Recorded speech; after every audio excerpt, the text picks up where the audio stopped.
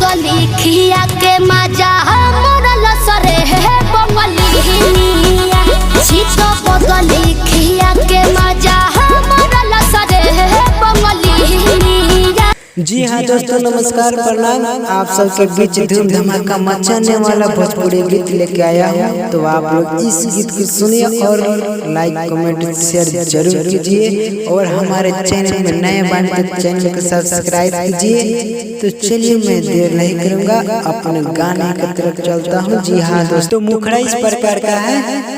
जाके सौतीन पर गइल भाई पिया, दुख दिलवा के कैसे हम बताए पिया।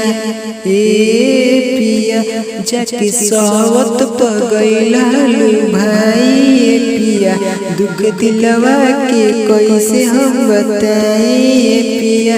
जब देवही के रहे को ले सवार को ले सवा, कहे गौना लिया के पिया गइल हो परदेसवा, कहे गौना लिया के पिया गइल हो परदेसवा।